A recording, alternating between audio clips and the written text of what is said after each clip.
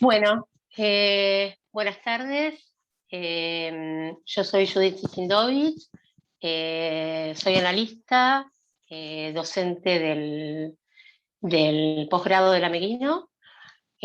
Bueno, y la idea era poder charlar hoy con ustedes sobre los discursos que presenta Lacan en el seminario 17 y su articulación con la clínica. ¿Por qué la articulación con la clínica? Bueno, antes que nada les quiero decir lo siguiente. Yo no uso el chat, no le presto atención al chat, así que si les parece, cuando más o menos 15 minutos antes, 20 que termine la clase, dejamos un espacio para preguntas, intervenciones, comentarios, y se desmutean y hablan. No suele haber inconveniente con esto y me parece que es como más dinámico. Sí, lo que voy a hacer también es decirles mi mail, que le voy a pedir a Debbie que también lo ponga en el chat, porque es un poco complicado, por si ustedes entre una charla y la otra, o después tienen preguntas o comentarios que hacer o demás, me pueden escribir sin problema, yo los voy respondiendo en la medida en que puedo, y a veces es incluso la segunda clase. Así que bueno, mi mail es judithsiskindovic@hotmail.com. Mi nombre y apellido todo junto, @hotmail.com. Bueno, entonces les decía que la idea era poder hablar sobre el seminario 17 y su articulación con la clínica. ¿Por qué? Porque creo que estos discursos que presenta Lacan son una buena herramienta, son un buen instrumento para poder leer la clínica y situar cuestiones que aparecen en la experiencia analítica. Son una herramienta que nos permite, por ejemplo, pensar los tiempos de la transferencia. Sabemos que la transferencia, cuando se instala, no es lineal, sino que va, digamos, sucediendo en diferentes tiempos, que a veces ponen predominio algunas de las vertientes, la real, la imaginaria o la simbólica de la transferencia, y esto tiene efectos, por supuesto, en la clínica. También los discursos nos permiten ver los tiempos de la cura, pensar ciertas cuestiones en relación al goce, por ejemplo, la posición de goce en la que consulta un sujeto y cómo ésta se modifica, si hay modificaciones de su posición respecto al goce. También los discursos nos sirven para poder pensar cuestiones en relación al saber. De hecho, en el seminario 17, el reverso del psicoanálisis, que se dicta entre el 69 y el 70, Lacan dice que va a poner al saber en el banquillo, que todo lo que pasa en el psicoanálisis, en la experiencia analítica, es del orden del saber. Entonces permite pensar de qué saber se trata el que está en juego, si es un saber expuesto o un saber supuesto, si se le supone al analista, al síntoma. También permite pensar los efectos de las intervenciones que se dan durante el análisis. ¿Produjeron una modificación en la posición subjetiva del que consulta o no? Se pueden leer las intervenciones a partir de ver sus efectos, de verlos con la ayuda de los discursos. Bueno, también los discursos nos sirven, a mí me parece, ustedes recuerdan que Freud, sobre la iniciación del tratamiento, que es este texto que integra la serie de los escritos técnicos, un texto de 1913, Freud comienza ese texto, es uno de esos textos que uno vuelve y vuelve, quizá vuelve a releer. Comienza el texto comparando el psicoanálisis con una partida de ajedrez. Y él dice que en ambos casos solo se puede saber de los inicios y de los finales. Solo se puede aprender leyendo textos, los inicios o los finales. Lo que pasa en el medio, él dice, bueno, por la plasticidad de los fenómenos psíquicos, las fuerzas intervinientes, bueno, De lo que habla es de la singularidad. Del caso por caso, dice que solo se puede tener conocimiento viendo las partidas de los grandes maestros. Yo creo que los discursos nos sirven también para poder leer en la singularidad de cada caso, con la ayuda de estos cuadrópodos, lo que pasa en el medio, no solo los inicios y los finales. Bueno, entonces, esta es la idea de articular los discursos con la clínica, con lo que sucede en la experiencia analítica. Les decía que, bueno, que voy a presentar los discursos como los presenta Lacan, los formaliza en el seminario 17, él sigue hablando luego de los discursos. En este seminario va a decir que los discursos son relaciones estables, relaciones fundamentales, necesarias, que se dan en el lazo social. Son las relaciones entre el sujeto y el otro con minúscula, que se dan en el lazo social. Son enunciados que no necesitan de las palabras. Lacan dice, bueno, las palabras son más o menos ocasionales, pero sí requieren de la estructura del discurso, del lenguaje. Y esto es importante, porque en principio nos da la pauta de que los discursos están pensados para la neurosis. Porque un sujeto, digamos, puede habitar un discurso, pero que lo pueda ordenar en relaciones estables, sometido a ciertas leyes, los elementos de los discursos quedan en el terreno de la neurosis. Con lo cual, los discursos también nos pueden ayudar a pensar a empezar a pensar en un diagnóstico posible. ¿Puede el sujeto que consulta ordenar lo que dice en un discurso, ordenar el lenguaje en el discurso? Bueno, Lacan en este seminario retoma algo que introdujo en el seminario 16, de un otro al otro, que es el seminario anterior, que tiene que ver, y es importante que lo tengamos en cuenta, con presentar la función, la cara, de plus de gozar del objeto A. El objeto A, este objeto, que es el resto de la operación de constitución subjetiva, un sujeto se constituye en el campo del otro y de esta operación de constitución queda un resto, que es este objeto A. En el seminario 10, Lacan introduce la cara del objeto A de causa de deseo. Ahora, en el seminario 16, introduce la cara de plus de gozar.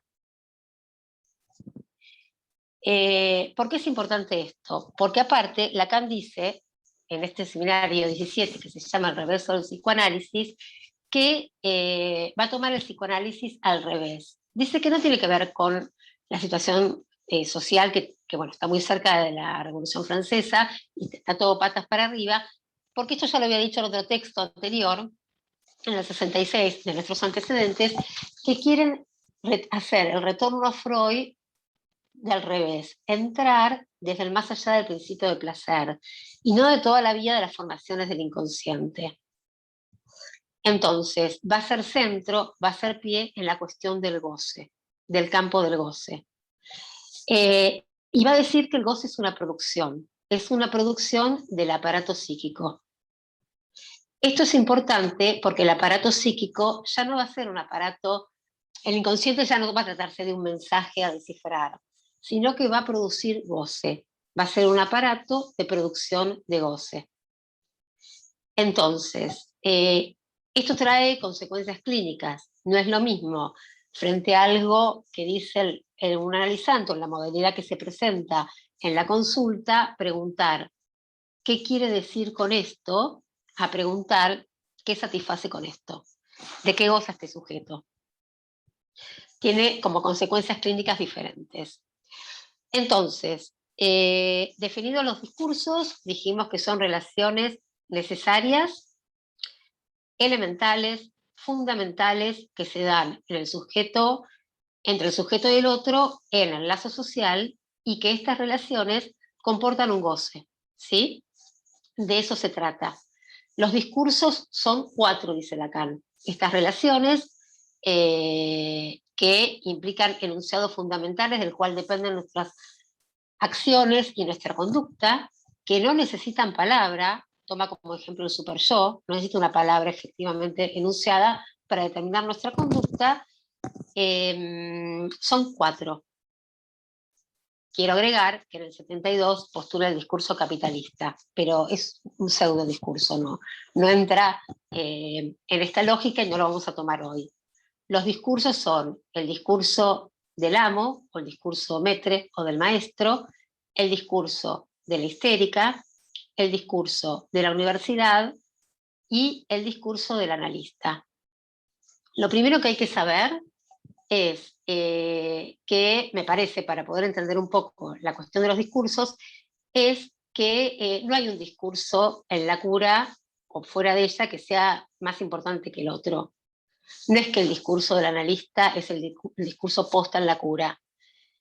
En una cura, para que se desarrolle una cura, hay que rotar por todos los discursos varias veces.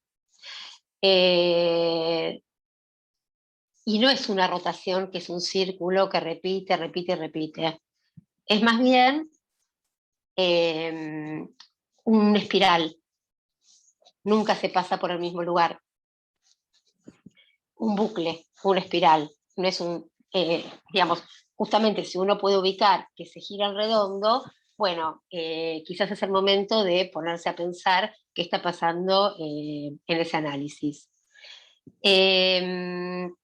Hablar de los discursos implica meternos en un tema que a los analistas suele no gustarnos mucho, que es el álgebra, ¿no? Se trata del álgebra, de la lógica del lazo social. Si decimos álgebra y lógica, estamos hablando también de topología. Los discursos definen lugares y también tienen leyes de funcionamiento. No se rota por los discursos de cualquier manera. Debbie, te pido si pones Claro. la primer figura. Dale. La de agente. Un segundo. Sí, gracias. La de agentes. Bueno, ustedes ven que hay dos líneas entre agente y verdad, otro y producción, que delimitan lugares. Son las líneas que dan cuenta de la represión. Los lugares son 4. Los lugares que delimitan son 4. Los discursos, los 4 discursos, gracias, David, delimitan, implican 4 lugares. El primer lugar, el de la gente, es el que pone en marcha el discurso. No es el dueño del discurso, es el que lo pone en marcha, y también es el lugar de la dominancia. Es el que le da nombre al discurso. El otro es a quién va dirigido ese discurso. La producción, bueno, es lo que produce ese discurso, y la verdad es el fundamento del discurso, lo que queda velado, lo que no se ve, está latente. Los elementos y letras que van a rotar por estos lugares, dando lugar a los diferentes discursos, lo hacen siempre en el mismo orden, no alteran su orden. De modo que sabiendo un discurso, se pueden deducir los restantes. Las letras son las siguientes. S1, significante, ya está, Debbie, gracias esta, gracias. S1, significante amo, rasgunario, es el significante interviniente. Es el significante que interviene en el saber inconsciente, que es la otra letra, el otro matema, que es el S2, que son los otros significantes. Ustedes recuerdan que Lacan dice muchas veces que un sujeto es lo que un significante representa para otro significante. Entonces, ese uno es el significante que va a representar al sujeto para los otros significantes, ese 2, que son los significantes que ya están ahí, son los significantes que están en red, no están aislados, y que provienen del otro, del campo del otro, con mayúscula. El tercer matema, el tercer elemento o letra es el sujeto barrado, el sujeto del inconsciente, el sujeto que nos interesa a nosotros, que es objeto del psicoanálisis, el sujeto dividido, ¿sí? Clivado por la represión primaria. La barra que cae sobre el sujeto es la de la represión primaria. O sea, que ¿Ya es la el aprendí de la sujeto. cocina? ¿Cómo? Perdón. Es el sujeto que es representado por el S1 para el S2. De esta operación de representación hay un resto que es el objeto A, que acá va a estar indicado por el plus de gozar, como producción del discurso del amo. Bueno, les decía que estos elementos, estos 4 elementos, 3 son del orden significante y uno no está recubierto por el significante, porque tiene que ver con lo real, pero no es sin el significante, que cae como resto en esta operación de constitución subjetiva. Estos elementos que rotan por los discursos, siguiendo un orden, van adquiriendo en cada rotación, según el lugar que ocupan, un valor y una función. No es lo mismo que el S1, el significante amo, esté en el discurso del amo como agente, a que esté en el discurso del analista como producción. Ahora sí, Debbie, te pido la segunda, que es la de los 4 discursos. Vale. Gracias. ¿Esa no? Sí, perfecto. Bueno, ahí están los 4 discursos. Ven que son las mismas letras y que van rotando en orden, en el mismo orden, según 2 leyes de funcionamiento. Yo le dije que se trataba de una álgebra, o sea que tiene leyes de funcionamiento, y estas son las de un cuarto de giro, regrediente o progrediente, según las agujas del reloj, ¿no? Pueden girar un cuarto de vuelta según el sentido de las agujas del reloj o lo contrario. Y también la otra ley de rotación es la de el contrapunto, que es en realidad una media vuelta. Cada discurso tiene un contrapunto. El del discurso del amo es el discurso del analista. Contrapunto no es lo opuesto, ¿sí? O sea, el revés del discurso del analista es el discurso del amo, pero el revés no tiene que ser lo contrario, es como el revés de una moneda, la otra cara.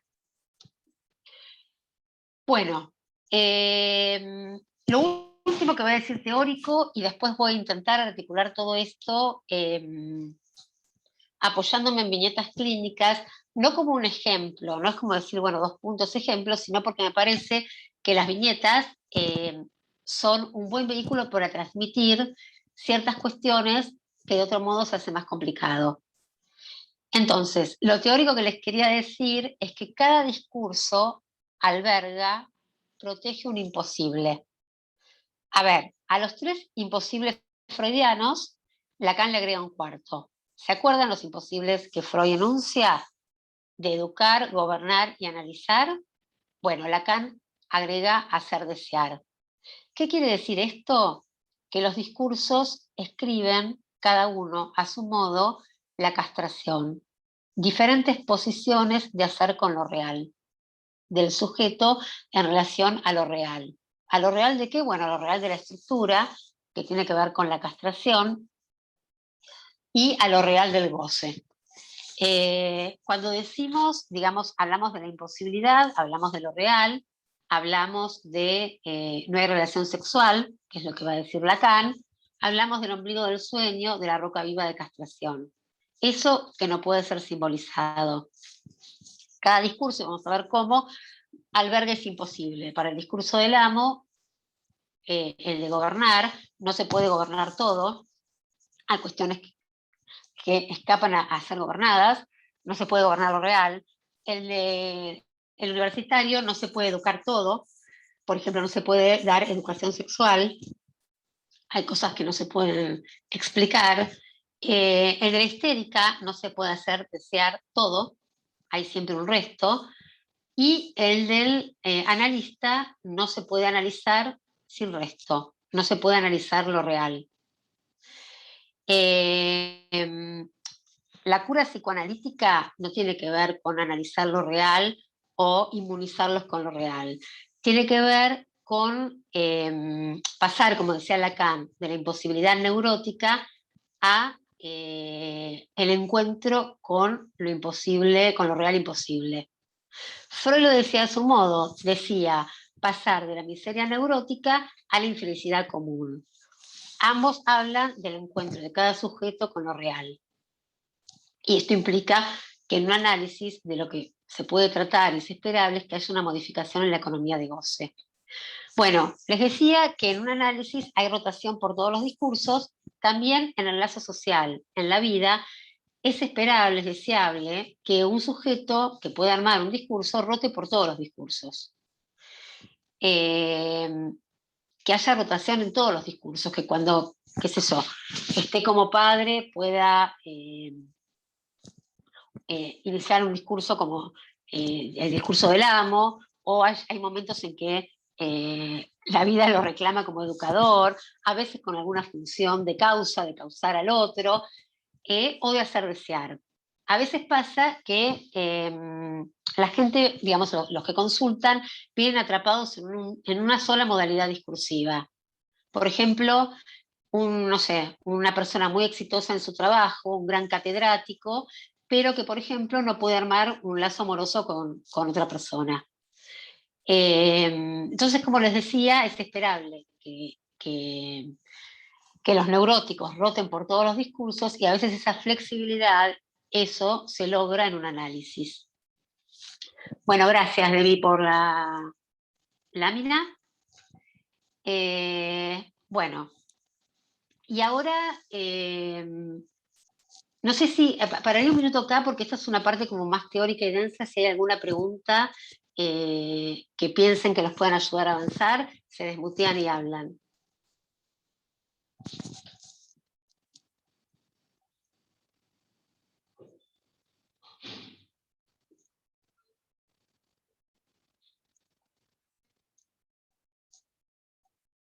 Bueno, entonces sigo y en otro momento podemos detenernos de nuevo.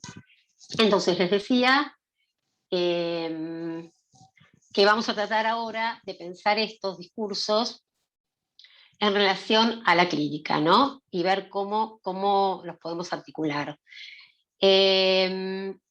Los sujetos que consultan muchas veces vienen dominados por una repetición que los comanda, o con inhibiciones, síntomas, angustias,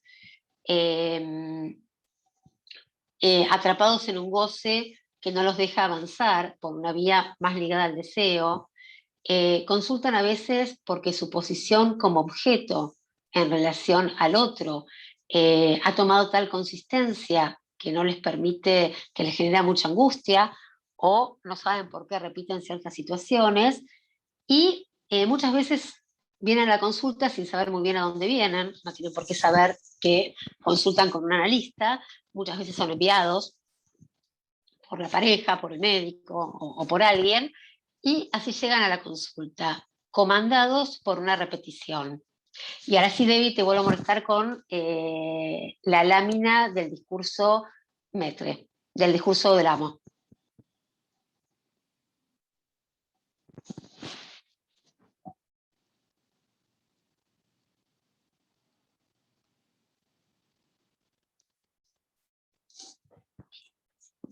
Bien, bueno, este es el discurso del amo, o discurso del inconsciente, pensado en tanto repetición como llega a un sujeto análisis. A ver, la modalidad discursiva con la que llega un sujeto, en realidad la trae el sujeto que viene a consultar. Este es un modo posible, y lo que yo les voy a proponer es una lectura posible de los discursos en la cura. No es la única lectura, porque, digamos, lo que nos enseñan justamente los discursos es que no hay universo de discurso, que no hay un discurso que lo dice todo, y esto también habla de lo que les decía antes, que los discursos escriben la castración. Bueno, entonces, Lacan, para dar cuenta de este discurso, se apoya en Hegel, en la dialéctica del amo y esclavo. Y va a hablar en la primera clase del seminario, que se llama Producción de los 4 discursos, va a hablar de el discurso del amo, tomando al amo como el amo antiguo. Entonces, va a decir que este discurso, que en el lugar de la gente, que les decía que es quien pone en marcha el discurso, que no es el dueño del discurso, es como el agente inmobiliario, el que se encarga de ejecutar la operación, que uno quiere comprar algo, un departamento, o qué sé yo, o alquilar, le encarga a un agente inmobiliario que pone en marcha toda la operatoria. En este caso, es el S1 que pone en marcha este discurso. Fíjense que este discurso escribe la constitución subjetiva. El S1 se dirige al S2, interviene sobre el S2. Como resultado de esto hay la producción de un sujeto dividido y el objeto A como resto de la operación. El discurso del inconsciente es el discurso que escribe la constitución subjetiva. Este discurso es un aparato de goce. Fíjense que volviendo al amo y el esclavo, el S1, el significante amo, el amo antiguo se dirige al S2, el esclavo, que porta un saber. Lacan dice que tiene un saber expuesto, no supuesto el esclavo. Es un saber hacer. El esclavo sabe hacer, pero lo que no sabe el esclavo, porque si bien está dentro del lenguaje, es transmitir ese saber hacer. El saber hacer del esclavo, dice Lacan, es un saber intuitivo, casi animal. El esclavo sabe hacer sabe arar el campo. Lo que no sabe es contar, es transmitir cómo lo hace. No es un saber transmitible. No sabe hacer la receta. Él agarra el arado y empieza a caminar, pero no sabe cuál es la mecánica, no lo puede transmitir. Es un saber hacer emparentado con el goce. Fíjense que la producción que está en este discurso es del goce. Y, digamos, el fundamento, lo que queda velado en este discurso es el sujeto dividido. Alguien que se ubica en posición de amo tiene que dejar de lado, no quiere enterarse que eres un sujeto dividido, un sujeto de deseo. El amo lo único que quiere es que la cosa funcione. Podemos pensar el discurso del amo como el discurso del padre también. Pensemos en un padre de familia, de una familia patriarcal, que no sé, que quiere dar una cena y llega a trabajar y lo único que quiere es que la cena esté hecha.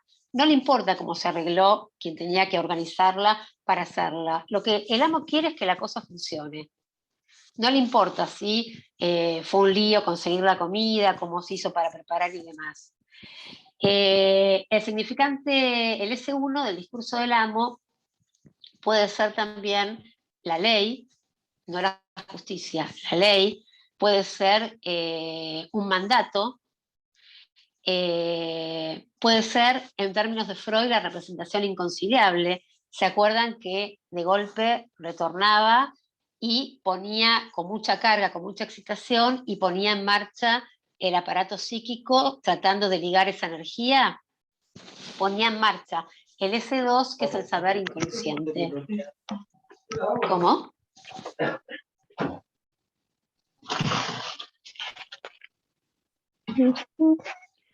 Bueno, hay alguien que tiene el micrófono abierto, me parece.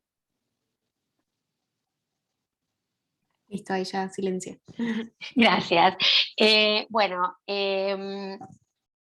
les decía que puede ser la representación inconciliable que irrumpe en el aparato psíquico, en el conjunto de las masas de representaciones, y estas intentan ligar la energía. Ponen en marcha el aparato psíquico, ponen en marcha el saber inconsciente, y como producto de esto hay goce. Goce que en la histeria, vía conversión, va a parar al cuerpo, o que en la neurosis obsesiva va a parar vía falso enlace a cualquier otra representación.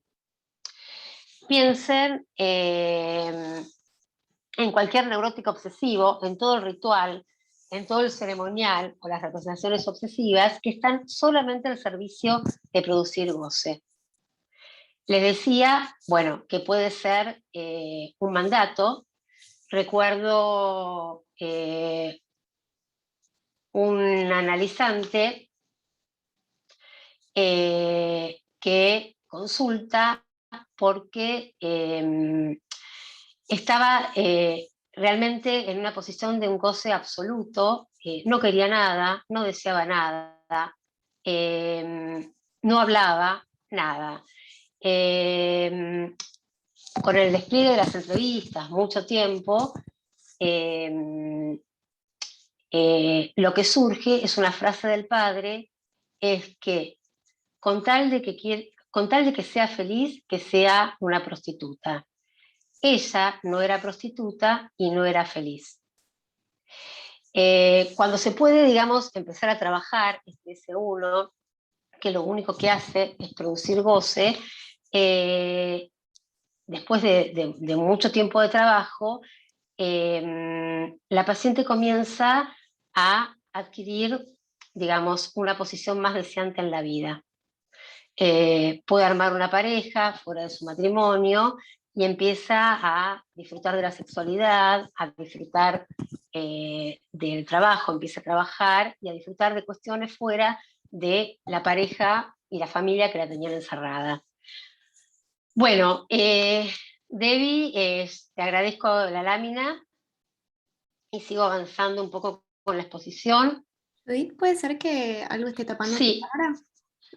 O- no sé qué puede ser, porque en realidad...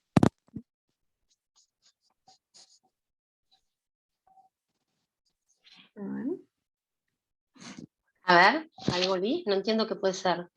No, ¿estás dentro del Zoom? Sí, estoy dentro del Zoom y nada, no sé qué puede ser, porque en realidad fue durante cuando compartíamos la pantalla. Em, bueno. Bueno, de mientras, si no, déjalo sin cámara, vamos a esperar un ratito y... O sea, estás en negro ahora. Sí, asumo que vos te ves, Sí, ¿no? Eh, eh, bueno, no sé, seguimos así. si no, si querés, pausamos un segundo la grabación y podés salir y volver a entrar del Zoom. Dale, hagamos eso a ver si se soluciona. Dale. Perfecto. Bueno, ¿Listo? sigo con esto y voy a tratar de ir avanzando un poquito en los discursos. Mi idea es hoy poder presentarlos, quizás quede el discurso del analista para la vez que viene, y sí, digamos, desarrollar la vez que viene una viñeta en relación a ver cómo giran los discursos, en relación a un recorrido analítico. Bueno, entonces les decía que el discurso del amo es el discurso del inconsciente, que el S1 puede ser un mandato, un síntoma, una angustia, un representante de la pulsión que acuse al sujeto que se ve comandado en su vida por esto y no sabe por qué.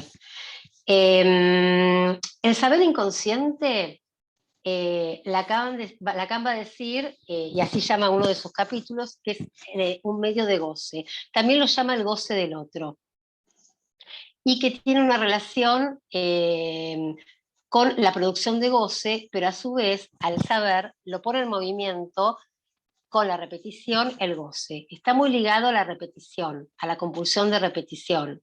Ustedes recuerdan en Freud que él teoriza la compulsión de repetición y Lacan dice que el saber es un medio de goce porque en esto, digamos, en este recorrido, en estas huellas némicas, en estas representaciones significantes que implica el saber, hay en este caminito, él habla de un surco, de una senda, hay producción de goce. Para entender un poquito esto, yo les decía que el goce es esta satisfacción paradojal, que hace que uno, si bien le trae mucho malestar, quede anclado, por ejemplo, en un síntoma, hay una satisfacción, un gustito que el sujeto no quiere perder. Muchas veces pasa en la clínica que analizamos, interpretamos, hay elaboración y demás, sin embargo, el síntoma no cede. Freud lo conceptualiza, se acuerdan bien la reacción terapéutica negativa, también lo lleva a esto junto con los sueños de guerra y el Fordá a tematizar la compulsión de la repetición. Perdón, la pulsión de muerte, que tiene que ver con la compulsión de repetición. Tiene que ver, digamos, a ver, voy a decirlo en 2 palabras, con la primera vivencia de satisfacción. ¿Se acuerdan que Freud hablaba de esto en el proyecto? Que digamos que en esa vivencia de satisfacción lo que hay es un objeto que queda perdido para siempre. Y que cuando vuelve esa necesidad de la cual no se puede huir, la necesidad endógena, que tiene que ver con las pulsiones, se intenta recrear esa vivencia y eso deja una huella. Y cada vez que se intenta recrear la vivencia hay otra huella, nunca se pasa por el mismo lugar. Eso constituye un sendero que arma una serie, que tiene que ver con la repetición. A ver si con esta viñeta puedo aclarar un poco este punto.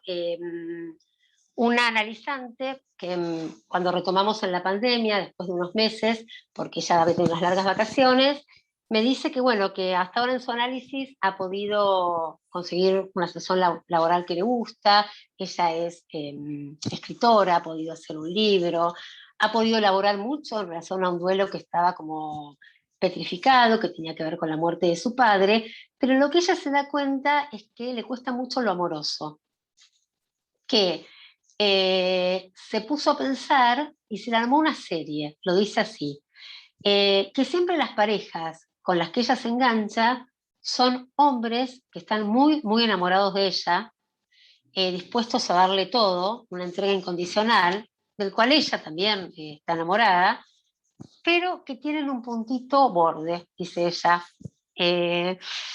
y que se dio cuenta en análisis, ese puntito borde, ella lo detecta desde el principio. Entonces, un hombre muy enamorado de ella, que ya esté enamorado, bastante buen mozo, con un puntito borde, bueno, ahí se dirige. Esta es la serie, este es el saber. ¿Sí? El que hace que ella repita sin saber por qué. Lacan dice que no hace falta gozar de un saber para que ese saber esté operando. Ella no sabe por qué le sucede esto, pero sí sabe que indefectiblemente sus relaciones amorosas van por este senderito. ¿Qué produce esto? Goce. El goce que se produce vía el saber, digamos en la repetición, que como les decía, en relación a los discursos, también es en relación a la repetición que comanda el saber inconsciente. No es siempre, no se pasa siempre por el mismo lugar, y esa es la chance que en análisis podamos escuchar el rasgo distintivo para poder posibilitar que se produzca una modificación en la economía de goce. Entonces, hace unos meses, ella está ahora en pareja con un hombre que no tiene estas características, pero sí hay algo que se repite todavía, que son grandes discusiones, terribles discusiones.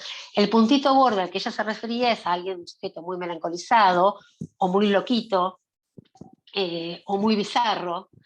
Este hombre no tiene estas características, pero sí se enfrascan en largas discusiones de las cuales no pueden parar, toda la noche discutiendo, toda la noche peleando, queda exhausta el día siguiente sin poder ocuparse de sus proyectos y de lo que a ella realmente le interesa.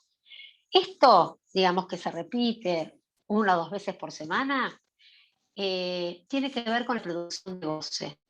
En ese caminito, en ese senderito por donde ella va, en las que se enfrascan las discusiones con él, hay producción de goce, pero es un goce que también implica una pérdida, es una dialéctica. Es una pérdida en relación a ese goce primero, que esa primera vivencia de satisfacción, que el neurótico siempre intenta recuperar. Por eso Lacan va a decir que el saber es el goce del otro. El neurótico se va a proponer como identificado a ese objeto que completa al otro. ¿Sí? Ella me decía hace unas semanas, una vez, digamos, ya ella ubicó que ella tiene un gustito en eso, que no es el que pelea, que para pelear hacen falta dos, que ella está enfrascadísima en esa pelea. Me pregunta cómo saber correrse de ahí. Y yo intervengo diciéndole que en realidad va a tener que correrse de ese saber. Porque si hay algo que ella sabe y muy bien es cómo pelearse. Lo que no puede es salirse de ahí. Entonces, volviendo a lo que les decía antes, el discurso del amo, repito, es un discurso que produce goce. El aparato psíquico ahora aparece a partir del seminario 16, seminario 17, como un aparato cuya producción es goce. ¿Y cómo nos enteramos del goce? Por este objeto A que aparece en ese discurso, que es el plus de gozar. Entonces les decía que muchas veces un sujeto viene hacia la consulta.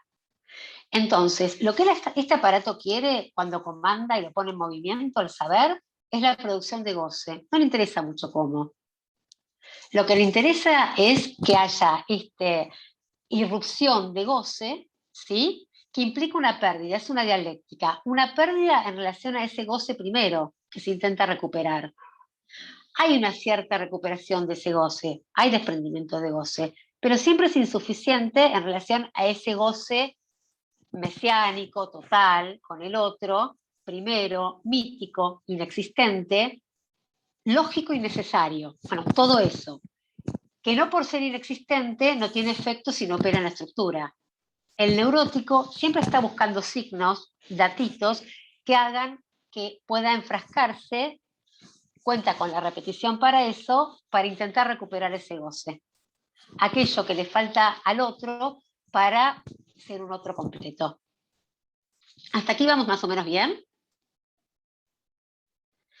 Bueno, les decía que entonces, así que se trata de un saber expuesto, acá no hay saber supuesto.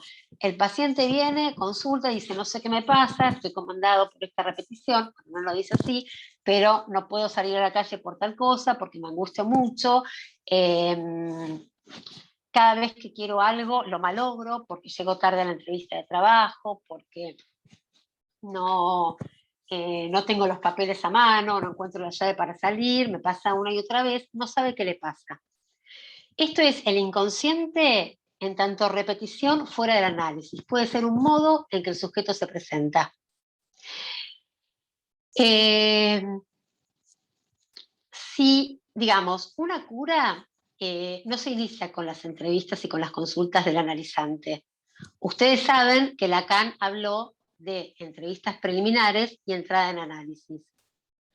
Lacan dice que no hay entrada de análisis sin entrevistas preliminares. Esto lo dice en el saber del analista. No hay entrada en análisis sin entrevistas preliminares. Estas entrevistas, que son los encuentros con un analista antes de que empiece un análisis, pueden ser muchas, a veces son pocas, puede durar años. Puede nunca haber entrada en análisis, porque que no haya entrada en análisis sin entrevistas preliminares no implica lo contrario. El encuentro con un analista puede resultar solo en entrevistas preliminares, que a mi entender no es poca cosa, porque a veces, si bien no puede darse un análisis, el sujeto se va de esas entrevistas advertido de ciertas cuestiones en relación a su goce, a su verdad subjetiva. A veces porque se trata de estar en una institución, por los tiempos institucionales o por lo que fuera, no se logra la entrada en análisis. ¿Por qué? Porque la entrada en análisis es una operatoria a producir que está a cargo del analista. Si hay algo que tiene que hacer el analista en estas entrevistas preliminares, es lo que Lacan dice, así en este seminario, histerizar el discurso. Histerizar el discurso no quiere decir volver histéricos a los pacientes, o sea, convertir al neurótico obsesivo en un lindo y simpático histérico. Tiene que ver con que aparezca en la situación analítica un síntoma de lo que entendemos los psicoanalistas como un síntoma que divide al sujeto, que lo interrogue de tal manera que la demanda sea tal que se pueda iniciar un análisis, que esa interrogación lo clive, lo deje en falta, lo divida entre lo que sabe y dice y lo que no sabe en relación a lo que dice, ¿sí? Que muestre su división subjetiva, que le plantee un enigma. Yo no sé por qué me pasa esto. Que pase de la queja, ¿sí? De la queja, de la enumeración de las complicaciones que tiene en la vida, de los tropiezos, de los síntomas, pero como relatados, a una pregunta verdadera, que lo interrogue de tal manera que dirija su saber a un otro. Ese otro, ¿sí? Bueno, con suerte va a ser el analista. Podría ser un brujo, podría ser un médico, podría ser un psicoterapeuta, un sacerdote. ¿Por qué? Porque esto va a hablar, digamos, de que en las entrevistas preliminares de lo que se trata es de la instalación de la transferencia. Que la transferencia se dé no es un prodigio, no es, porque el neurótico hace transferencias con el analista, también las hace con el médico, hace transferencias con el verdulero. Yo voy al verdulero porque él sabe bien darme lo que yo quiero, ¿no? Hace transferencias con quien sea. El punto es que es el analista quien, desde una posición ética, tiene que maniobrar esa transferencia. Lacan toma el concepto de transferencia, sabemos que la cura analítica es en transferencia, lo toma desde Freud, obviamente, pero lo anuda con algo que es muy particular, que es el sujeto supuesto al saber. Ustedes saben que el sujeto supuesto al saber es un neologismo, podríamos decirlo así. Freud nunca habló de sujeto supuesto al saber. Se tratan de tres significantes que obviamente cada uno por su lado significa una cosa, juntos aluden a la transferencia, al analista, ¿sí? Y al inconsciente. El sujeto supuesto saber alude a la transferencia, al analista y al inconsciente. Y también a una posición ética. Ahí sí Freud y Lacan nos advierten muchísimo de Freud lo dice claramente, hacer Versagung, ¿no? Rehusarse a gozar del paciente. Rehusarse a tomar esta posición de educador, de modelo a imitar, ¿sí? De maestro. Rehusarse de hacer uso y abuso del poder que confiere la transferencia. ¿Sí? Esto tiene que ver con una posición ética y tiene que ver con el manejo de la transferencia que nos compete a nosotros los analistas. El médico, el verdulero, el arquitecto, no manejan la transferencia, ni tienen por qué hacerlo. Esto le compete al analista. El sujeto supuesto saber pasa a ser, con Lacan, el pivot de la transferencia. Es una de las funciones, de las posiciones que adopta el analista en la situación analítica, siempre y cuando no rehúse a ocupar el lugar que la transferencia le concede. No es por decisión del analista que uno pasa a ser el sujeto supuesto saber. Es más, dice Lacan, no esperen que el paciente de entrada los coloque ahí. Más bien, va a tratar, dice en el seminario 11, que el traje no les quepa del todo bien. Va a tratar de que no ocupen ese lugar para que no se metan demasiado en sus asuntos, o sea, en su goce, para que no vayan muy rápido. Recuerdo un analizante que consultó en el hospital, yo trabajé en el Ameguino hace muchos años, que decía, yo era bastante más joven que ahora, en los comienzos era concurrente, era una mujer de unos 50 y tantos años que me decía, venía derivada por el equipo de infanto juvenil del Ameguino, que atendía a su hija, a su hijo, derivaron al marido, la derivaron a ella, estaba toda la familia en el hospital de golpe. Me miraba y me decía que ella no sabía si yo tenía la experiencia de vida o de vida, con B corta y B larga, para atenderla a ella. A lo que yo respondía que bueno, que hagamos el intento, ¿no? Le invitaba a hablar. El sujeto supuesto saber, dice Lacan, es la garantía de la transferencia. Donde hay un sujeto al que se supone saber, hay transferencia. Entonces, el analista llega a ese lugar, a esa posición, por obra de la transferencia, dijimos, no es ni voluntario del analista ni del paciente, pero, digamos, una vez que se instala, es el pivot. El pivot es el soporte fundamental de algo, alrededor de lo cual gira toda la escena transferencial. Todo lo que ocurre en la transferencia va a girar alrededor del sujeto supuesto saber. Es el soporte principal de la transferencia. Entonces dice Lacan, en el seminario 14, que el analista está como entre dos aguas, entre la posición de aceptar ese lugar en la transferencia, bien sabiendo que no lo es. Porque lo que el analista tiene que saber es que de lo que le pasa a ese sujeto, de la verdad, de su goce, no sabe nada. Un analista puede tener mucho saber teórico, puede saber que viene de su formación, con formación incluyo no solo el saber de lo que nos dan los grandes maestros, sino el análisis personal, a la supervisión, pero de la verdad singular que retiene, el goce singular que retiene, que es la verdad de ese sujeto que lo atrapa y no lo deja avanzar, no sabe nada.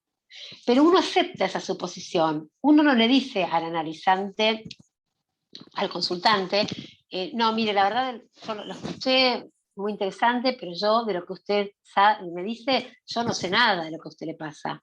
Uno toma ese lugar de la transferencia, no tiene que resistirse, pero sabiendo que no lo es. Sabiendo que el camino en la orientación del tratamiento es ir desuponiéndose de ese saber. ¿Por qué lo acepta?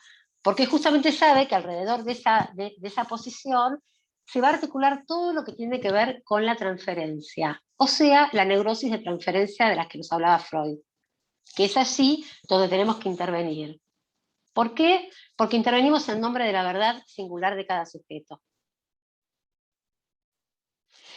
Entonces, aceptamos esa posición sabiendo, digamos, que no lo somos y estando dispuestos a desuponernos de ese lugar y a proponernos, es otra posición que la transferencia nos va a otorgar a lo largo de la cura y de los giros discursivos, como objeto A, que ya vamos a ver de qué se trata esto. Ahora, ¿por qué un analista aceptaría proponerse en ese lugar y abstenerse de hacer usufructo del poder que nos confiere la transferencia y después proponernos como objeto de goce, ser soportes del objeto del goce de los objetos pulsionales y caer luego de la cura como desecho? Bueno, porque ahí opera la función deseo del analista. Lo que yo estoy enumerando ahora, lo que se estuve diciendo, histerización del discurso, sujeto supuesto saber, función deseo del analista. ¿Qué es la función deseo del analista? No tiene que ver con el deseo de ser analista, que también está y uno lo revisa en su análisis, ¿por qué llegó a ser analista? Es una eficacia, es una función, es una eficacia que Lacan dice se obtiene al final del análisis. ¿Y qué es lo que nos permite hacer soporte de estas posiciones y abstenernos de gozar de nuestro paciente? Es un deseo tan fuerte que tenemos a mano ¿sí? Que hace que es más fuerte que el goce que nos propone la transferencia en relación a nuestro paciente. Es lo que hace que nosotros, cuando encaramos una sesión, como nos recomendaba Freud, hagamos tabla rasa, olvidemos todo el saber previo y nos dispongamos a escuchar a ese analizante como si fuera la primera vez.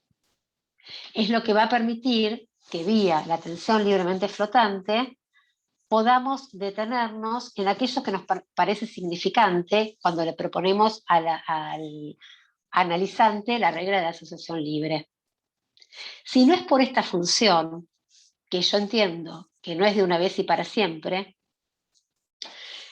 que tiene el analista, no sería posible llevar a cabo un análisis. Nosotros no dirigimos la vida del paciente, dirigimos la cura y la dirigimos desde la función deseo del analista. No dirigimos la vida del paciente, dirigimos la cura. Y es apoyándonos en esta función que podemos dirigir una cura y llevarla a buen término, hacerla rotar una y otra vez por los discursos, porque cada rotación de los discursos implica una pérdida de goce, implica que el sujeto pueda tener una posición diferente en relación a su goce, al goce que lo mortifica, que lo parasita. Les decía que esta función, yo entiendo que no es de una vez para siempre, les cuento una pequeña viñeta, un pequeño recorte de hace muchos años. Un analizante consulta de una modalidad, una demanda absoluta, una posición obsesiva muy fuerte. Consulta porque tuvo una recidiva de un cáncer, no, perdón, todavía no estaba la recidiva, pero el médico debía hacerle los análisis y él se rehusaba hacerse una videocolonoscopía, había tenido un cáncer de intestino, porque tenía mucho miedo a la anestesia. Lo que tenía mucho miedo y no podía era la pérdida de control. El médico le había dicho, bueno, se ve que era tan insistente en su negativa, que le dijo, bueno, que decidiera si se hacía una videocolonoscopía o una rectoscopía. Claramente los dos estudios nos dan lo mismo, son complementarios. Una de las primeras intervenciones, en las primeras entrevistas, le pregunto esto, si los dos, con una posición ingenua, los dos estudios dan el mismo resultado, el obsesivo que escucha todo como si fuera una demanda o un permiso, me agradece muchísimo que le haya dado permiso para no hacerse la videocolonoscopía. La demanda de él era tal que me había dicho que, bueno, que él había tenido un accidente que había llevado a varias operaciones de cadera y que él le tenía mucho miedo a la anestesia y en ese momento tenía una psicóloga tan buena, tan buena, tan buena, que entraba con él a la sala de operaciones. Fíjense cómo se las ingenió para recrear la figura de un otro garante al pie de la camilla y cómo habrá insistido en su demanda al médico para que permitiera que un psicólogo esté en la sala de operaciones.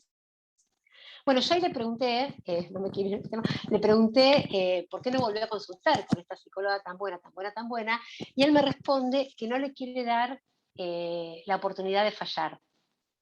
Por eso no la volvió a consultar, ¿no? Consulta conmigo y a partir de esa intervención yo paso a ese lugar en la transferencia. Recuerden que Freud decía que uno ocupa, en tanto analista, un lugar en la serie psíquica del paciente. Hasta que en un momento las demandas eran muy insistentes, llegaba al consultorio con mucha antelación. Si era mi primer paciente, yo llegaba y me encontraba en el hall del edificio, hablando con la encargada del edificio. Era como, tenía como un estilo, digamos, de una demanda muy fuerte, ¿no? Casi incondicional. Un día se ve que me pide un cambio de horario y yo le escribo, eran los celulares de antes, cuando para escribir una letra había que por ahí tipear 4 veces, o sea, no tipear, apretar 4 veces, P, Q, R, S, hasta llegar a la S, ¿sí? La misma tecla. Viene a la sesión siguiente con el celular en la mano, mostrando la prueba de mi falta, y me dice, mirá lo que me pusiste.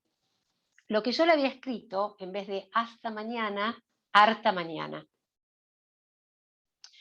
Entonces, más allá de lo que yo le puedo haber dicho en el momento al paciente, digamos, no sé, escribir rápido, que también era cierto, porque yo escribo por ahí apurada para responder los mensajes y demás, que no me gusta escribir, bueno, ahora ya estoy acostumbrada, en ese momento era como que, bueno, no me gustaba escribir por celular y arreglar ciertas cuestiones con los pacientes por celular. Yo escucho mi fallido. Bueno, por supuesto, análisis de control, análisis personal y demás, y lo que pude ubicar es que hay algo del deseo del analista que no estaba funcionando, no estaba en funciones. La función no estaba en funciones. Intento resituarlo, bueno, después el análisis circula. Lo que quiero decir con esto es que es algo que deviene del análisis del analista, y que no es que una vez que uno lo tiene, ya está.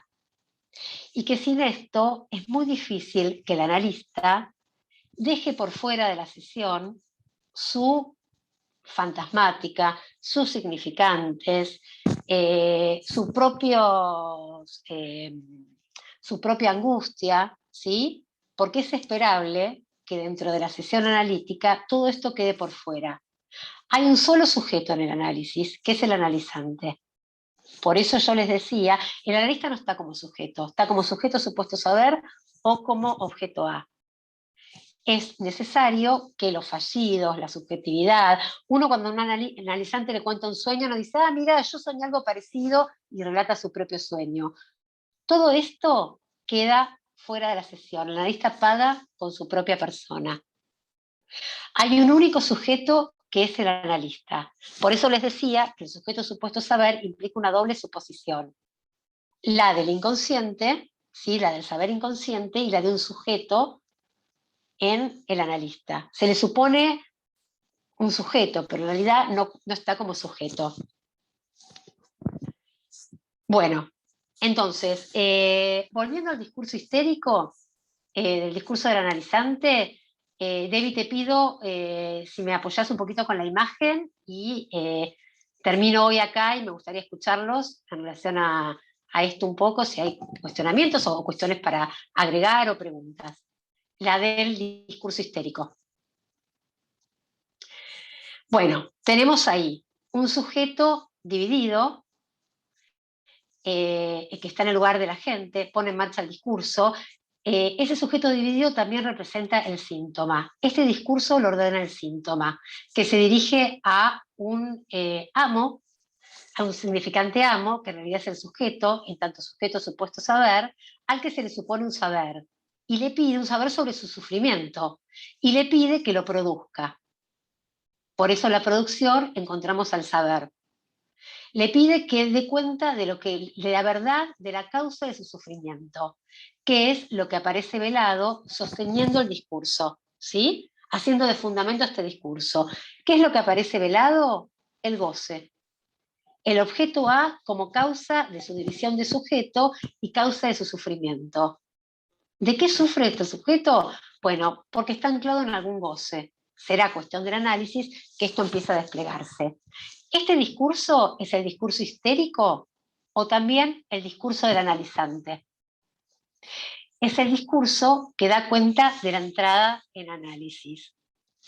Entonces, otro beneficio clínico que podemos ubicar en los discursos es poder, por ejemplo, pensar cuándo comienza un análisis, cuándo se da este pasaje de entrevistas preliminares a entrada en análisis, cuándo aparece el sujeto en su división. Freud, en Psicogénesis de un caso de homosexualidad femenina, conocido como La joven homosexual, que es un texto de 1920, que a mí me gusta mucho para pensar lo que Freud pensaba de la eficacia del psicoanálisis y la vigencia hoy, y para pensar, bueno, los tramos de tratamiento más allá del material, dice que la situación ideal en la cual el psicoanálisis es eficaz es cuando hay un sujeto aquejado por un conflicto psíquico que por sí solo no puede resolver y que se dirige al médico, al analista, para pedirle que lo ayude. Esto le dirige, Freud dice su queja, esto da cuenta del discurso histérico, el discurso del analizante. Es un discurso a producir, queda del lado de la operatoria del analista. Lacan dice, si hay algo que instituye el analista es el discurso histérico. O sea, la histerización del discurso, que aparezca un síntoma analítico de estos que empujan y que hacen que se pueda sostener verdaderamente, que es una demanda verdadera, como dice Lacan, de análisis. Este discurso, esta situación analítica, la histerización del discurso, esta operatoria, a producir, tiene una escritura que es este discurso, ¿sí? Donde el sujeto, clivado por un saber que no lo tiene disponible, se lo atribuye al analista y le pide que produzca el saber que le dé cuenta de la causa. Bueno, este saber se va a mostrar impotente para dar cuenta de la causa, porque el saber no puede decir todo del goce. En un análisis, bueno, después lo vamos a ver, Lacan dice que la verdad es un medio de decir, se dice a medias. La verdad en análisis es fulgurante, no se trata de un conocimiento, del autoconocimiento. Es un medio de decir porque no se puede decir todo el goce. Bueno, este sería el discurso del analizante, el discurso de la histérica y también el discurso del enseñante. Después vamos a ver por qué. Si todo comienza a funcionar de esta manera, si el analista a través del acto analítico sanciona la entrada en análisis, mediante un cuarto de giro contrario a las agujas del reloj, vamos a estar de nuevo en el discurso del amo, el discurso del inconsciente. Yo insisto en que les propongo una lectura posible y una modalidad posible. Hay múltiples de giros discursivos, siempre siguiendo el mismo orden, pero podría pasarse al discurso universitario, qué sé yo, que es el contrapunto del discurso histérico. Entonces, nuevamente estamos en el discurso del inconsciente, el discurso que tiene como agente al S1, pero esta vez el S1 representa el retorno de lo reprimido, el inconsciente en tanto retorno, no en tanto mera repetición. Lacan en los discursos va a necesitar de 2 letras para nombrar al inconsciente. El S1 en tanto inconsciente de repetición o inconsciente que retorna, y el S2 como saber inconsciente. Entonces, en el lugar de la gente, las representaciones, el retorno de lo reprimido es el momento ideal del análisis, donde el paciente sueña, comete fallidos, aparecen significantes, el analista se los dirige al analista, que le supone un saber, el analista es la vigencia digamos, de la transferencia de la vertiente imaginaria, simbólica de la transferencia. El analista interpreta y es como, bueno, un hermoso periodo. El goce que está en la producción pasa por primera vez a estar del lado del analista. Recuerden que va a tener que hacerse soporte de esos objetos pulsionales y lo que queda velado es que, digamos, que las formaciones del inconsciente que comandan este discurso tienen como sustento, como fundamento, al sujeto dividido, al sujeto del inconsciente. Pero, digamos, este es un periodo de universidad fecundo, de interpretación, pero sabemos que no se trata solo de la interpretación. El paciente trae un sueño, el analista pide asociaciones, el paciente asocia, el analista interpreta, pero el paciente se da cuenta del fracaso del saber para, digamos, que el paciente pueda correrse de esa posición de goce. No alcanza con esto, hay un fracaso del saber. Bueno, si les parece, dejamos acá. Debbie, gracias por la lámina. Y a mí me gustaría que se desmuteen y hagan algún comentario. Algunos tendrán recorrido del seminario, bueno, o preguntas para hacer, aportes. Me interesaría que entremos en interlocución. No sé si hubieron preguntas en el chat, que quieran reformularlas. No, Judith, no hubieron preguntas en el chat, pero está disponible para quienes quieran abrir los micrófonos. Bueno, el que quiera se desmutea y habla. Y entramos en diálogo.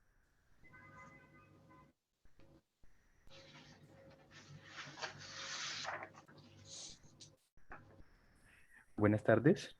Hola. Sí, Hola, ¿cómo ¿quién? A está? ver, Sí, soy Robinson, hola, soy de Renzo. Colombia. ¿Qué Eh, tal? ¿Estás en sí, mucho Colombia? gusto. Sí, sí, soy de Colombia. Bueno, qué Me- bueno, mucho gusto. Mucho gusto. A mí me surgió una pregunta frente a eso, a propósito de lo que usted mencionaba sobre, pues, generar la transferencia no es un asunto, pues, no es una peripecia, sino que es algo que se da allí, sobre todo pues en el neurótico hace transferencia. Pero me lleva a preguntarme qué ocurre, sobre todo cuando, pues porque pasa muchas veces, ¿no? O se escucha muchas veces de que hay personas que van una sola sesión, efectivamente se ve que queda algo abierto allí, porque finalmente, pues en el discurso analítico o en las sesiones analíticas uno no es que vaya a cerrar todo, sino que se deja la interpretación que acota y deja la inquietud para ir elaborando hasta la siguiente sesión. Pero generalmente y a veces pienso si no es un asunto también cultural acá en Colombia, ¿no? Pues, de acá, donde la psicología precisamente tiene otra connotación, de que pues primero que todo el psicólogo pues es como que una inversión que la gente no la tiene contemplada, es un gasto añadido, ya van cuando están digamos con una urgencia muy grande, no es un asunto cotidiano, eh, pero queda esta pregunta, ¿qué ocurre? Que de todas formas no regresan. Si se efectúa una transferencia, ¿por qué no regresan? O si efectivamente el no regresar también es una manifestación de esa transferencia. O también, pues bueno, de la resistencia, bueno, pues, ya también hay una lectura de Freud de que es la misma transferencia que la que se cataloga como resistencia. Sería como mi inquietud también allí. Bien, Debbie, antes de contestar, te voy a pedir si me podés poner para poder verlos, porque no lo podía ver a Robinson cuando hablaba. Está como fija mi imagen. Ah, me Pues parece puede que tenés que configurar vista del claro. hablante. Sí, pero no me. Ahí sí, antes no podía. Perfecto, gracias. Bueno, a ver, muy interesante tu pregunta. En realidad, bueno, Freud decía que la transferencia es el motor del análisis, pero también la fuente de las más poderosas resistencias, ¿sí? Él hablaba de transferencia positiva y transferencia negativa. A ver, ¿qué pasa? Bueno, creo que hay algo que tiene que ver con lo que vos nombrabas, que es la dimensión, digamos, cultural de lo que pasa con el psicoanálisis en Colombia, que puedo intuir que es diferente de lo que pasa con el psicoanálisis en Buenos Aires, que es muy particular, ¿sí? Hace unos años vino Gerard Pomier a la Meguino a dar una conferencia y como un guiño al auditorio dijo, bueno, estoy muy contento de estar en la capital del psicoanálisis. Realmente lo que pasa en la Argentina y con el psicoanálisis es muy particular, tanto en el desarrollo teórico como en esto de que está incorporado, que uno va al analista, digamos, cuando tiene una dificultad, un malestar, incluso está en el humor cultural, Tute, digamos, es un maestro en esto, ¿no? De hacer viñetas de la situación analítica que son súper pertinentes. Ahora, el neurótico hace transferencia, pero, digamos, tiene que haber un momento, un periodo de instalación de la transferencia. Por eso yo ubicaba, y me detuve un poco en esto, en el sujeto supuesto saber, que es el pivot de la transferencia, pero que no de entrada se ubica ahí el analista. A veces es una pequeña intervención. Les cuento por si, digamos, me parece que sirve de apoyo. Hace muchos años atendí a una paciente que consulta por una situación muy dramática. En la primera entrevista llora mucho, porque estaba muy angustiada. En un momento deja de llorar y me dice, a vos te vi la semana pasada.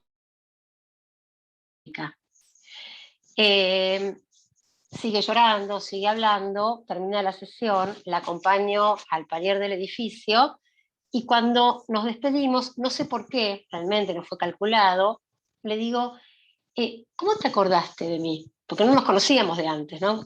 ¿Por qué te acordaste que me viste en, y me dijo, a vos te conozco, yo te vi en la semana pasada en tal lugar. Y me dice, porque vos estabas con tus mellizas. Efectivamente, mis hijas mayores son mellizas y eran chiquititas, iban en un carrito gemelar, en un cochecito doble, y yo estaba ese día y recordé, y hoy recuerdo por esa intervención esa escena, y acto seguido me dice, yo también soy melliza, tengo una hermana melliza, vos debés saber cómo se hace.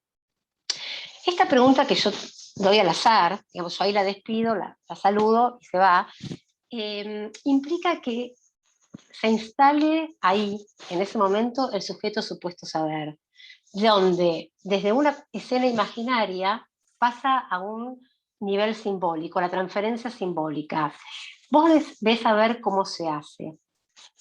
Si yo, digamos, hago lectura del material para atrás, de los años de análisis, ya no se analiza más, en los análisis, todas sus preguntas en relación a la situación dramática que le acontecía, al término de esta situación, que tiene que ver con un fallecimiento, al poder volver a armar pareja, siempre sus preguntas estuvieron dirigidas a cómo hacía con su hija. Hay algo que hizo que esta intervención enlazara a la figura del analista a ese lugar de sujeto supuesto saber que la transferencia proponía. ¿Se entiende un poco lo que quiero decir? Yo no le dije, mira, la verdad que no sé, hago lo que puedo, hace 1 año y pico que no duermo, esto es un lío. Le sonreí y hubo una segunda entrevista. Si yo no hubiese tomado ese lugar y le hubiese dicho, mira, esto es un desborde, la verdad que no tengo ni idea, hago lo que puedo, quizás no hubiese habido una segunda entrevista.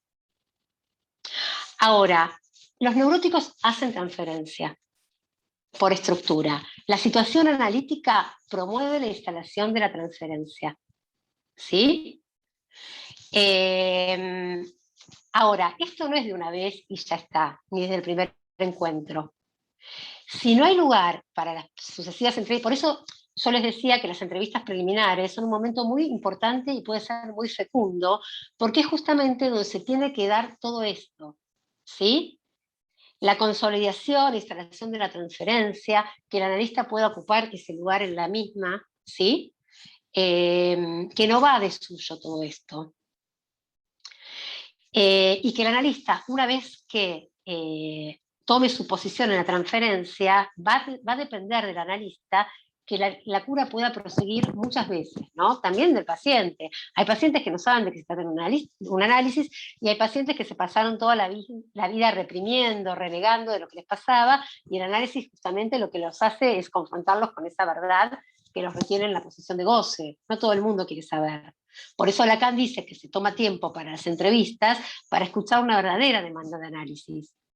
Que haya un síntoma, ¿sí?, que realmente empuje a sostener un análisis. No sé si pude responder un poco a tu pregunta.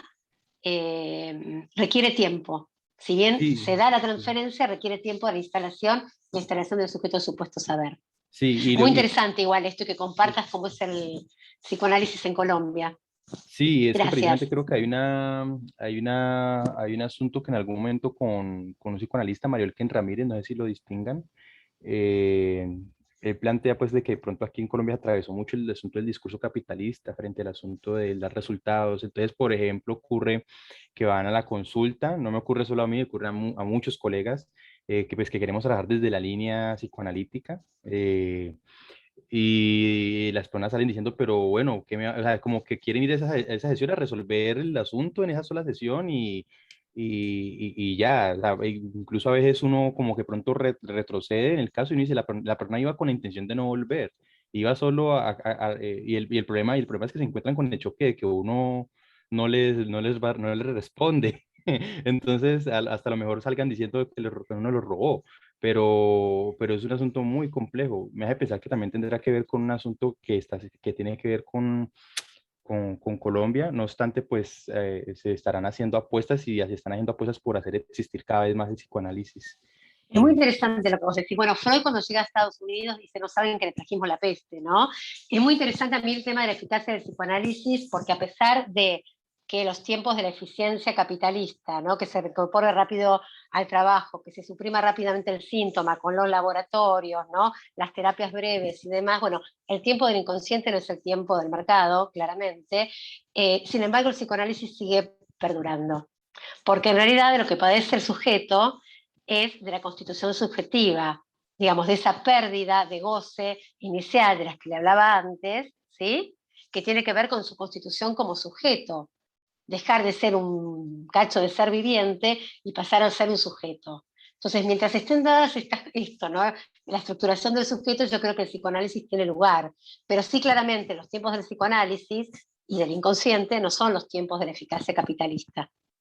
De la pastillita que suprime rápidamente el síntoma, el ataque de pánico para que se reincorpore el trabajo, y también suprime el sujeto, con lo cual sin sujeto, les decía que es el objeto del psicoanálisis, no podemos trabajar.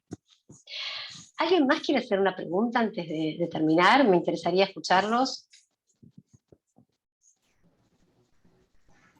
Sí, yo te quería preguntar, Sí, Judith, hola. buenas tardes, si ese discurso histérico en el que entra el analizante, para realmente convertirse en analizante, es reconocer su propio síntoma y empezar a producir ese conocimiento que necesita para sí mismo.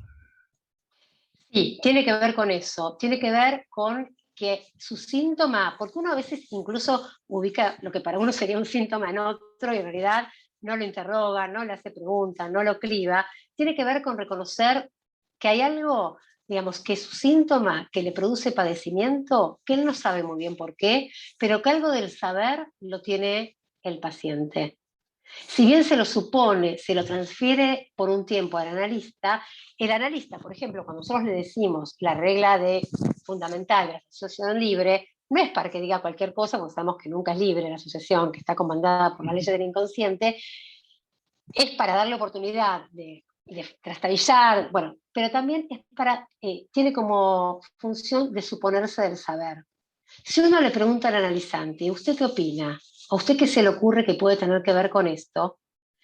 Le estamos indicando de alguna manera que hay un saber que porta y que va a tener que empezar a hacerse cargo de ese saber, a desplegarlo en análisis, con asociaciones, bancándose las intervenciones también, ¿no? Porque cuando uno, como yo les decía, la intervención no va a decir de lo real, pero sí lo va a ir cercando. Ahora, no se renuncia tan fácilmente a un goce. Si alguien está en una posición de goce durante muchos años, es porque un gustito, ¿no? Un gustito al fracasar, al emprender algo, que quiere, sueña con que quiere montar o ser un gran catedrático, pero, no sé, o tener un lugar en unas jornadas impresionantes, pero no llega a la inscripción, se olvida de algún formulario, lo que fuere, el sueño, ese goce que tendría si fuera el gran disertante, en realidad encubre otro goce, que es este gustito de fracasar. Lo que tiene que ver con la histerización del discurso, que se promueva ese discurso histérico del analizante, es justamente eso que vos decís, que el analizante suponga que hay un saber que se le escapa, que ubique que hay algo que lo hace sufrir, pero que no sabe muy bien por qué, pero que el saber seguramente lo tiene él. No sé si contesto así tu pregunta. Sí, gracias. Sí, gracias. Bueno, no sé si tenemos tiempo para alguna pregunta más, Debbie. Sí, sí. Perdón, yo tenía una consulta. Sí, claro. Cuando entré no se me activó la cámara. Buenas tardes, Judith, soy Tomás. Hola. Decía al último que el paciente se da cuenta del fracaso del saber, ¿no? En el discurso histérico. Puede ser que tenga un poco que ver que ya conoce qué le pasa, pero que no es suficiente. Es como, pensaba en esto, ¿no? Que en un proceso de un tratamiento, por ahí puede oscilar entre los discursos, entre que va cambiando su posición, supongamos, pasa un discurso histérico, pero otra vuelta vuelve a repetir y vuelve a un discurso de goce, de amo. Puede ser un poco por eso, porque es más que eso y es un proceso, digamos, cuando uno empieza a conocer ya qué le pasa, qué le divide, recién conoce, nomás, con ese conocimiento no le alcanza para poner a veces freno a repetir, hasta que adquiere Sí, otras herramientas. tiene que ver con eso, digamos. A ver, tiene que ver con que el saber nunca va a dar cuenta totalmente del goce. Siempre va a haber algo del goce que digamos que no puede ser tocado por la interpretación. Sí, a través de lo simbólico podemos tocar un poco el goce, cercarlo, pero no quiere decir que podamos corrernos de ahí, que el analizante pueda correrse de ahí. Claro, ¿Sí? De lo que se trata, de varias, por eso son varias vueltas discursivas. En cada giro, en estas vueltas que yo les decía que no son en redondo, tipo calecita, pasamos siempre por el mismo lugar, en el mismo caballito, no se trata de eso. Hay diferentes posiciones subjetivas y son vueltas en espiral, siempre hay un corrimiento, siempre el goce se desgasta, ¿sí? Hay una pérdida de goce, si bien hay un recupero, también hay una pérdida. Entonces se puede ir cercando ese goce, nunca se va a decir totalmente del goce. Es lo que Lacan dice, no hay relación sexual. Lo simbólico nunca va a recubrir ni lo imaginario lo real. Con lo cual se necesitan muchas vueltas. Sí me parece que a veces uno está advertido de que si va por ahí, va a tropezar. Por ahí no puede claro, evitar tropezar, pero está advertido que si va por ahí, va a tropezar. A veces eso no es claro. poco, ¿eh? Como ver una posición de goce no es algo que es de una vez y para siempre. Lo real, porque yo decía, bueno, uno no queda inmunizado frente a lo real, ni hay vacunas para lo real, digamos, no se puede reducir. Sí puede cambiar la posición de uno en relación a eso y hacer que uno no padezca del modo en que llegó, por ejemplo, a la consulta.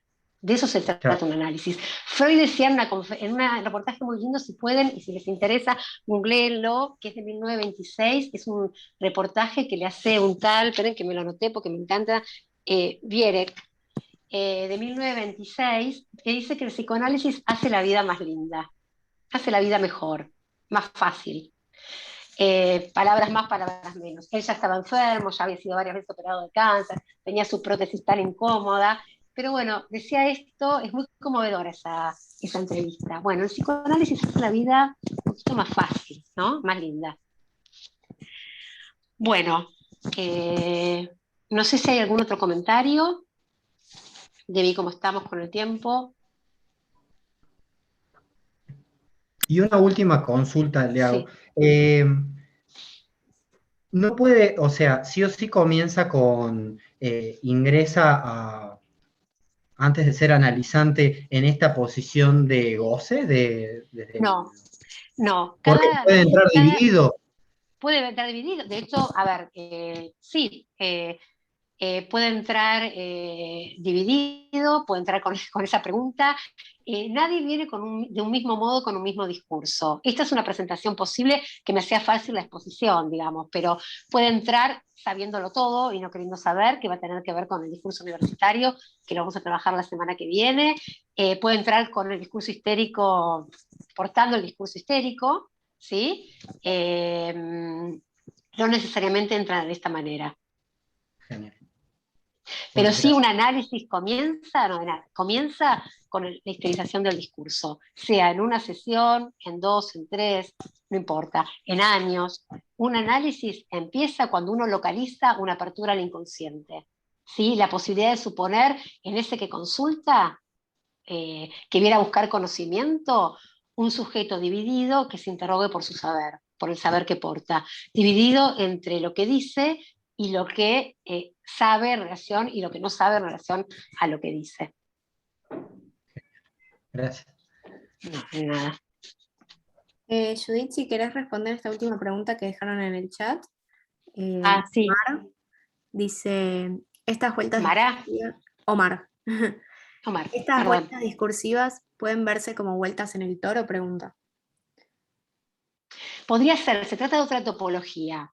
A ver, los discursos son una escritura, no son la Biblia, no son ni la primera ni la última escritura de Lacan. Sí me parece que en todas las escrituras lo que intenta Lacan es cercar un poco lo real. acercarse a lo real. La verdad que me parece una excelente pregunta, la voy a tener para abrir e investigar, no te la podría contestar. Lo que sí te puedo decir que esta es una de tantas escrituras que lo que intenta es evitar el malentendido que implica el lenguaje a través de los matemas y la álgebra. Me parece que no te respondo mucho a tu pregunta, me parece muy interesante y a mí me queda para investigar. Sí, muchas gracias. Es que creo que tenía muteado todavía mi micrófono.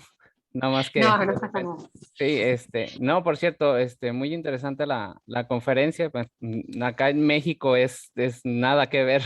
La verdad, hay como una super mezcla de muchos psicoanálisis y no hay como nada, o sea, nada descrito todavía, nada. Es muy difícil entrar al psicoanálisis en mi país. Entonces, muy complicado este tipo de cosas. Pero pues En bueno, México hubo como una exportación del psicoanálisis en la época del proceso. En Argentina grandes psicoanalistas fueron muy bien recibidos en México, pero no sé después del desarrollo posterior. Me alegro que el Zoom, que la virtualidad, que tiene sus pros y sus contras, nos permitan estar tan conectados, ¿no? sí. Yo les propongo lo siguiente, yo dejé mi mail, se los repito, Debbie, si lo podés poner en el chat, es judithsiskindovich@hotmail.com. Si tienen ganas, para mí es muy interesante, porque bueno, ya vamos a ver en la posición del enseñante, este intercambio está para mí buenísimo, uno va como pensando y demás. Escríbanme, yo si puedo les contesto o trato de incluirlo en nuestro próximo encuentro, donde repaso algunos puntos importantes que me parece para continuar, desarrollo el discurso universitario y el discurso del analista y traigo una viñeta más extendida para poder dar cuenta de los giros discursivos. Bueno, espero si tienen sus preguntas. Traté de hablar despacio, yo suelo hablar muy rápido, pero hay toda una parte teórica un poco pesada que traté, bueno, de pasarla, espero que la hayan podido seguir. Bueno, y si les parece, nos encontramos la semana que viene a las 18. Bueno, hasta el miércoles que viene. Gracias. Gracias, Judith, muy interesante. Bueno, gracias. Gracias. Nos vemos la próxima.